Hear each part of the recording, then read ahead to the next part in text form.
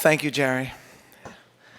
And I want to say a thank you as well to Manse, not only for your incredibly gracious words about me, but really for all that you do. My own affiliation with Beckett is one of which I am so proud each and every day. So thank you, Manse. And I want to thank all of you for inviting me to deliver a tribute to my beloved teacher. It was, as Jerry mentioned, a daunting date, immediately following all of the Jewish holidays in which Jews have spent the last 2 weeks doing nothing but eating. But when I saw the request from Rabbi, my general policy is that I do whatever Rabbi asks me to do.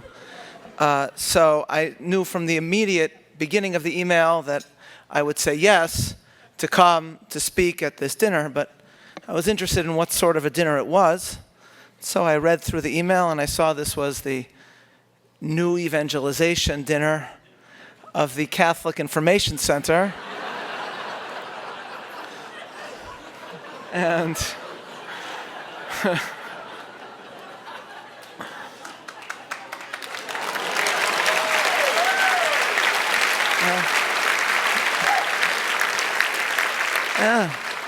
I thought to myself, that has Rabbi Meir Soloveichik written all over it.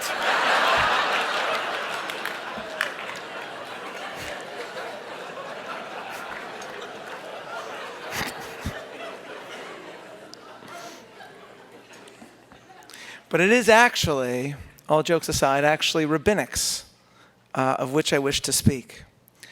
It was well over a decade ago that I, as a student in Princeton, entered the classroom of Professor Robert George for a seminar on philosophy of law. And therein began a learning experience and friendship that changed my life. It was only some time later that I was able to emotionally reach a point where I could refer to my mentor not as Professor George, but rather as Rabbi. All those blessed by Robert George's friendship call him Rabbi, but I dare say that for me, this appellation has unique significance. You see, the English word rabbi is an English rendering of the Hebrew word Rabbi, which is a possessive Hebrew term which means my teacher and master in religious law. The Yiddish vernacular rendering of the Hebrew Rabbi is Rebbe. Rebbe is what we call our teachers of Talmudic law in yeshiva. And so that is how I described Rabbi to others. I would say he's my Rebbe. For what was Robert George if not my master and teacher in the very concept of the moral law?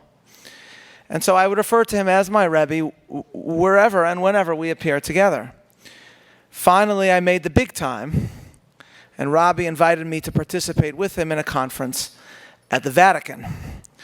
And it was there that I told the assembled cardinals and theologians that Robert George was my Rebbe, which makes Robert George the very first person to ever receive rabbinic ordination at the Vatican.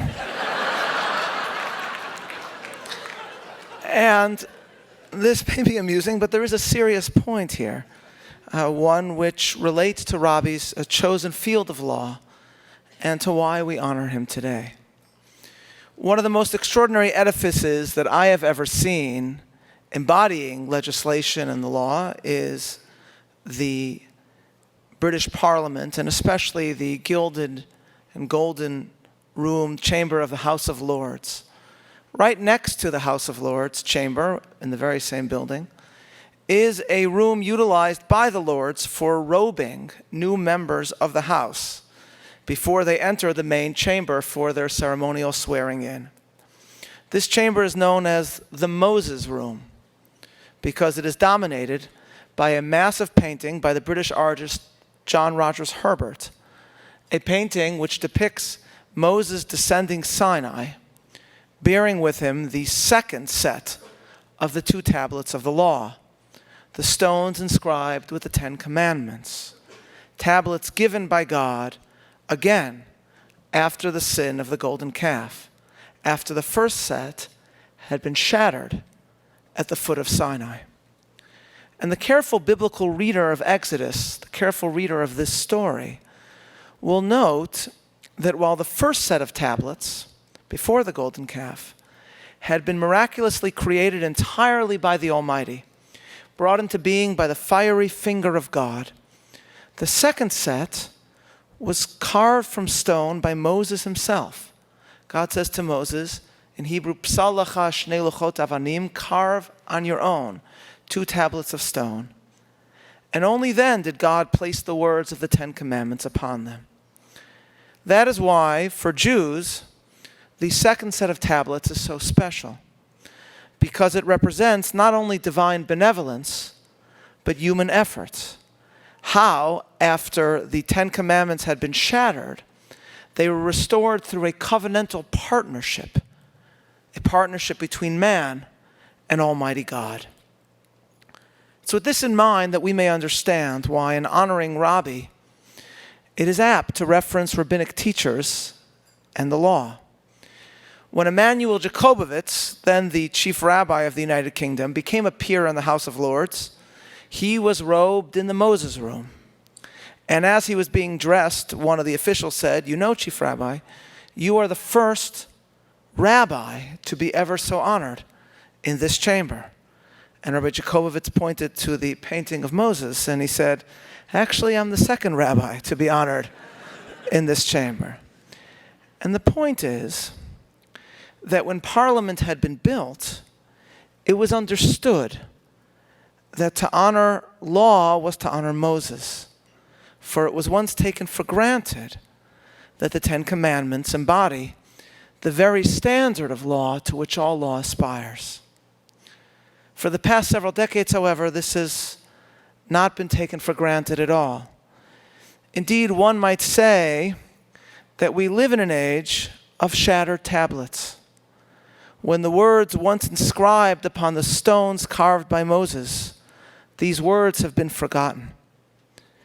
And to a great extent, in the legal academy and in the courts, these words have not only been forgotten, but at times an assault has actually been led upon the freedom of Americans to cleave to these commandments. It is in this very age, in the heart of the academy itself, that Robert George has boldly and eloquently made the case for all that Moses' commandments proclaim, for the law written into nature by God, for the absolute inviolability of all human life, and for the central role of father and mother at the heart of the human family. Through Rabbi's sacred service, he too partners with the Almighty in seeking to carve the law anew. Rabbi may not carve a physical set of tablets, but day by day, lecture by lecture, book by book, encounter by encounter, he carves an understanding of these laws in the minds and hearts of human beings, joining with God in fulfillment of a prophecy of Jeremiah known well to both Jews and Christians, V'natatiya torati b'kirbam, v'al libam echtivena, and I will place my law within them, and I shall write it upon their hearts. And Rabbi does so not only with intellect, but also with love, not only with courage, but also with warmth, simultaneously reflecting the rigor of reason and the profundity of faith. That is why he is, for his students, for religious leaders and thinkers throughout America, and for so many others as well, a role model, an intellectual beacon, and a philosophical pole star. As for me, he is indeed all of these things, but he is first and foremost my Rabbi, which is why I will remain forever grateful to Almighty God that I walked into that Princeton seminar so many years ago. Please join me in applauding our honoree this evening, my Rabbi, Robert George.